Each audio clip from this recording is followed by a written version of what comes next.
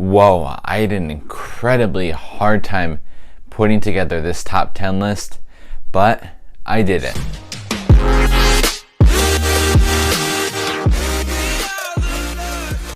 So what's up guys, we are back here for another video today, and today we are going to be talking about my top 10 films of 2017. Now there has been some really great films over this past year. Some have been really good, some have been great, some have been really poor, but on this list I'm not talking about what I think are statistically, critically the most acclaimed best films of the year. I'm talking about my favorite films of the year.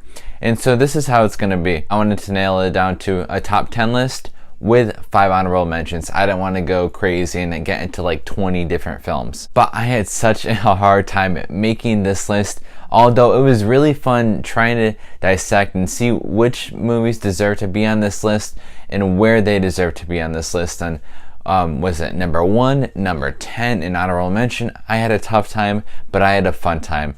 Now with all that said, let's get into these honorable mentions. So I have 5 honorable mentions, and those honorable mentions are Blade Runner 2049, Dunkirk, It, Get Out, Wonder Woman.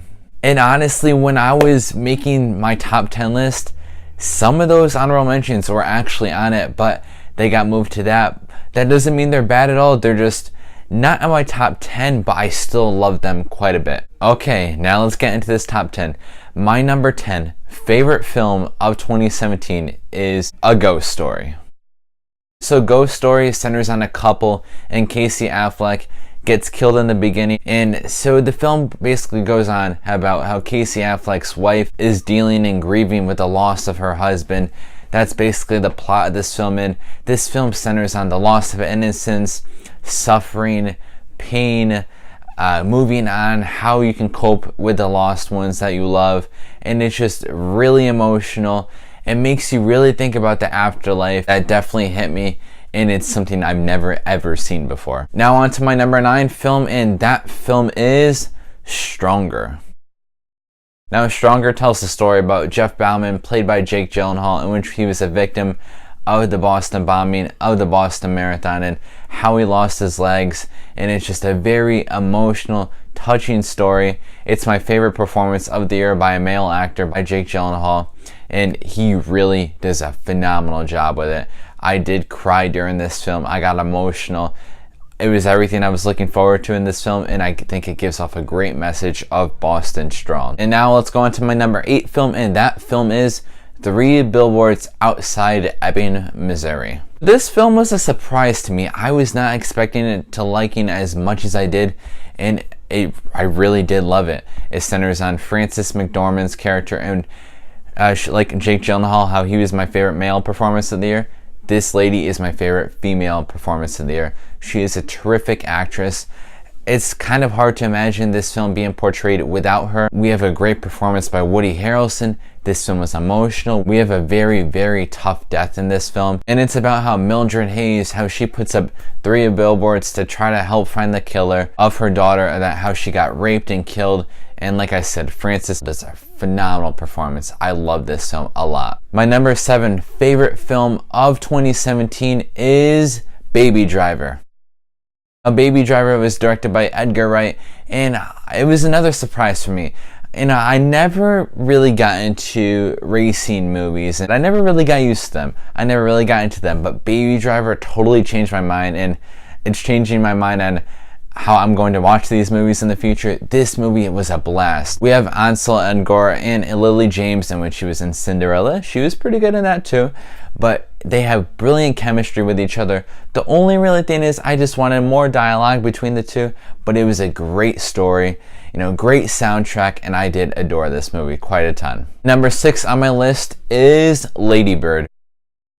Now this movie is a coming-of-age story with Christine, aka Lady Bird, and which is played by Saoirse Ronan. If I said your name wrong, I'm sorry. And it's about how her senior year of high school, coming of age and dealing with conflicts, having conflicts with her friends, her mom in particular, and her mom is played by Lauren Metcalf. And which I think she is probably my favorite supporting actress of the year. She does a really good job as the mother. This is an emotional story, it's a touching story, and it was another something I was not expecting, but I did love it. Now, number 5 on my list, we are almost done, guys, and that is Guardians of the Galaxy Volume 2. Guardians of the Galaxy Volume 2. We've all seen the first one. We knew how that was, and was the second one going to be better? Some people still think the first one's better, but that's not me. I think the second one was twice as better, twice the laughs, twice the storytelling, had a well-balanced cast of more people. We had a great villain in Ego, a great soundtrack. I don't know if this film could have been better. I mean, I just loved every aspect of it. It was my favorite MCU film of the year, and I love this movie. Number 4, what movie is this going to be?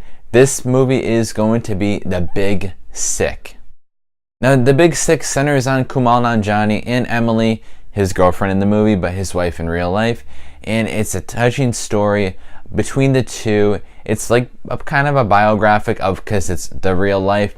Phenomenal performances by Kumail. We also have Ray Romano in here. We have Holly Hunter.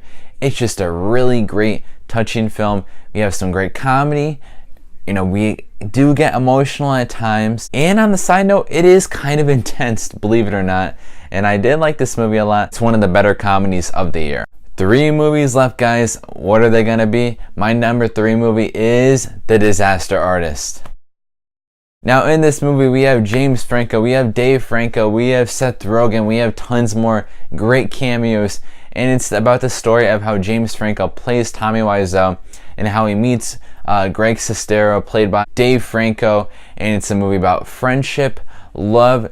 They have an aspiring dream to make it in the film industry when people tell them that they're not good enough and they don't listen to them, and they just want to stick to their plan. They want to stick to their dream and accomplish their goal, and they did it. Number 2, we are almost done, and my number 2 is War for the Planet of the Apes. Now, this movie stunned me. It was awesome. It was directed by Matt Reeves, in which he did the predecessor of Dawn of the Planet of the Apes, and that was very good. And I thought War for the Planet of the Apes was very, very good. It was excellent. We have Andy Serkis, in which he does another great performance, and the Academy probably won't go for him because motion capture work, they don't really get recognized that well, but he gives a phenomenal performance.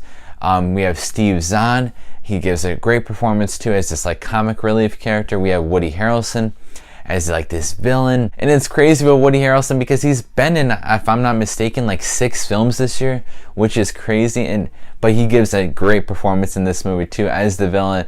Great storytelling, great battle versus humans versus the apes, and it makes you root against your own race as humans. And this was a dark, emotional story, and it was awesome. Now, you guys might have guessed my number 1 film of 2017, but if you guys didn't, this movie that I'm about to tell you is Logan. Now, Logan was directed by James Mangold, in which James Mangold also did The Wolverine a couple years back. That movie wasn't outstanding, but it was still pretty damn solid. I did like that a lot and how that film was portrayed, and he definitely upgraded his game in here. James Mangold does a terrific job with the direction in this movie.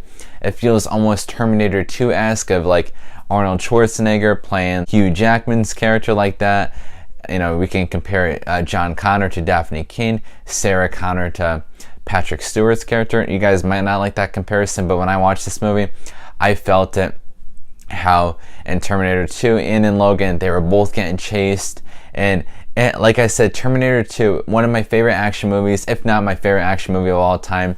And Logan paid a lot of homage to that. Logan frickin' was awesome. It was dark, it was gritty. It has the perfect send-off for Hugh Jackman as Wolverine. I legit thought about this movie for a good 2 weeks after, thinking how great it was, and I'm like, please, Hugh Jackman, please return as your role as Wolverine.